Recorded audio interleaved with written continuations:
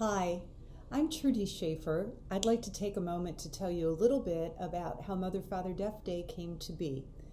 I am an CODA. I have no brothers and sisters, and I was raised in the city of Chicago by my parents, Joe and Mary Schafer, who have now passed away, but to whom I'm very grateful for giving me such a rich and wonderful childhood.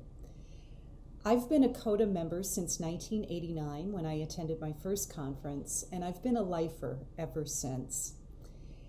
In the early 1990s, Paul Preston published his book, Mother, Father, Deaf, and I still remember reading it and being awestruck that people I didn't know were telling my story. I resonated with it very strongly and was very eager to promote that book as widely as possible. In 1994, I was honored to be the keynote speaker at the CODA conference in Oconomowoc, Wisconsin. And in that talk, I suggested that CODA should consider establishing a special day where we could celebrate our parents and our unique cultural heritage. The board agreed, and after about a year or so of planning, we launched the first Mother Father Deaf Day in 1996. Committee had worked on developing a paper public relations folder that had information about CODA as well as fun facts about CODAs and deaf-parented families. We sent that out to as many deaf organizations as we could identify. We put out the word among our membership and network, and sure enough, it took off.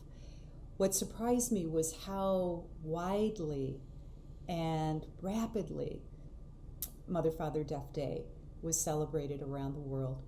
In 1999, CODA held its first conference outside of the United States in Australia at the same time that the World Federation of the Deaf was having their conference there. So my husband and I, Bob Hoffmeister, who's also a CODA, attended both.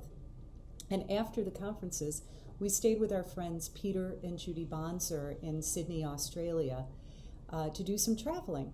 One day we went to work with Peter, who worked at a deaf social service agency, and I was sitting in the waiting room, and as I looked down at the coffee table, there was their newsletter, and on the cover was the picture of a deaf Aboriginal woman holding a child at a Mother Father Deaf Day picnic.